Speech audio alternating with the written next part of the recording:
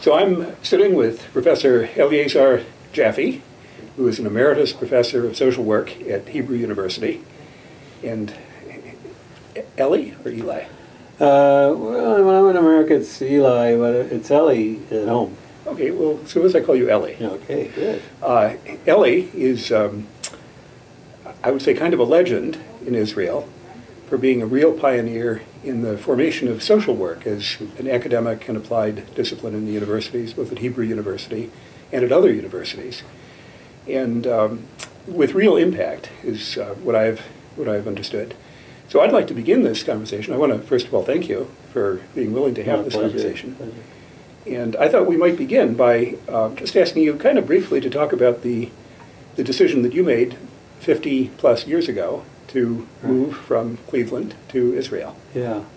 Well, I tell you, it came from my background was religious, and you know, I do read the Bible. I mean, and I take a lot of it seriously. And my feeling was that, you know, I go back to the original Exodus, the destruction of the first temple by the Babylonians, which created the Ethiopian Exodus, and then the second temple by the Romans, which created pretty much the Western Exodus. So, and my parents, through that second Exodus, so to speak, so far back, wound up in Europe. They wound up in Lithuania. My father from Vilna, and then as when they were 14-year-olds, they went to America. My mother and my father single, and they met on an excursion boat in Lake Erie on Sunday, and they married. And I was born in Cleveland and raised in Cleveland. But this story of, you know, although it's an old story, it really made a tremendous impact on me. And then we had the Holocaust, and then I thought to myself, you know, my God, to be living in this age, and to have after the Holocaust.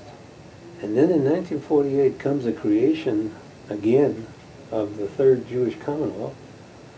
That is a historical event that it seemed to me, is my personality, you cannot sit on the sides and watch it. So I decided that I would go to immigrate to Israel, become an Israeli citizen, and do whatever I could do, you know, as a social worker, whatever I could do to help make the state a state that I thought would be worthy, you know, of the Third Jewish Commonwealth. And then I did. First of all, 1957, I went to volunteer in a trenching camp to work with the immigrants, tents and tin huts. And I decided I would come back with a doctorate. So I went to get my doctorate when I went back to the States. And then as soon as I finished the doctorate, I got a call from the person who was establishing the first school of social work in Israel. Would I come and head up the research sequence for that school and develop it?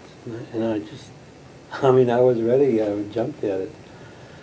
In 1960, I came, in early 1960, and we helped develop that school of social work. There were only 5 people who had degrees in social work from other countries. There was an institute for the study of social work, but they were giving diplomas, you know, and these certificates.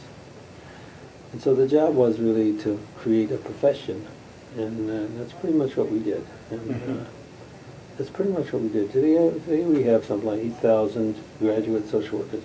And we have at the Hebrew University, we have the doctoral program, the master's program, the bachelor's program. And as happens, you know, lots of times among people, among Jewish people, the Tel Aviv University was created, Beersheba University was created, Bar Ilan was created, Haifa was created, which I had a hand in helping them develop the social work department. So you couldn't have a university in Israel without having a social work department, because the Hebrew University had a social work department, and because it was a thing. I mean, it's a profession, and it is necessary for the country, and to help the absorption of all these immigrants and all these social problems that came up. So social work took off, and I tell you, if you know, I was happy they paid me a salary, you know, a decent salary, but I think the real reward for that work was being a part of creating a new profession in a new country. And that's pretty much the background. And you mentioned, of course, one of the pressing issues at that time, pressing social issues, was immigrants and helping them to acclimate to a new... One of the biggest problems. Israel had 600,000 Jewish people when it was founded in 1948. And another 600,000, 700,000 came in within less than 10 years. Just imagine the United States today. If you had to absorb the same amount of people that are here today, figure it out.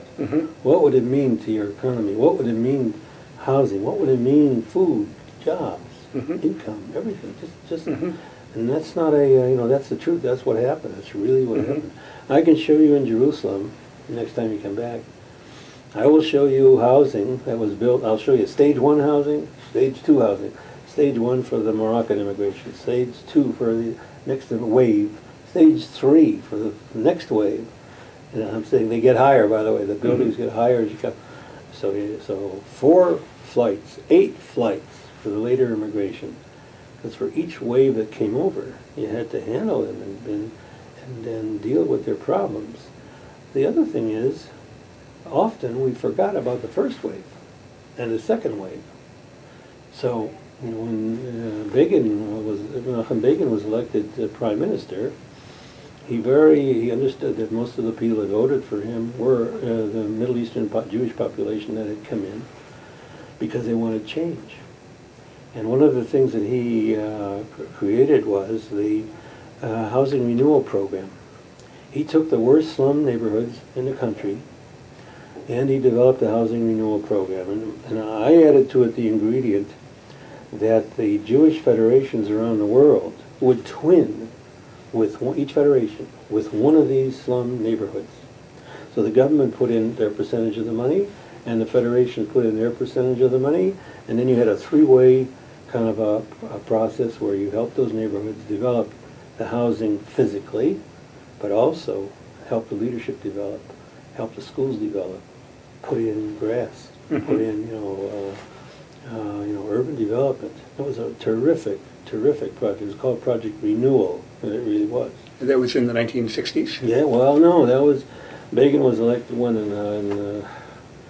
the late 70s, early 80s, if I remember. I probably don't remember correctly, but when Menachem Begin was prime minister, that was his major social program. And that twinning thing was very important. The twinning was important because it was the first time that the Jewish philanthropists and the philanthropy tourism, so to speak, got off of the buses and went into the neighborhoods. And that created a personal relationship between the funders abroad and the recipients in the slum neighborhoods. And the beautiful stuff came out of that, just beautiful stuff.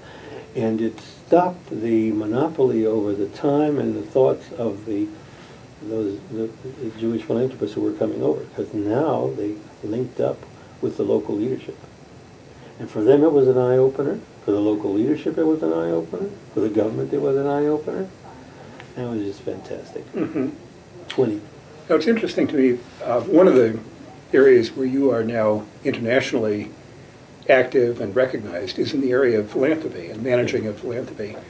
And it kind of sounds like that interest and that skill of yours really goes back to the earliest stage of your work. That's where it developed. I think that's where it developed because I was a critic of the philanthropic relationship in Israel. The other thing was philanthropy was a non-subject. Nobody studied philanthropy. They gave, but you didn't really study it. Where do they give? How do they give? To whom do they give? How does it work? What do the takers do with it? What's the relationship between the givers and the takers? Who are the givers? Who are the takers? What is the capacity of the takers to run the operation? Nonprofit administration.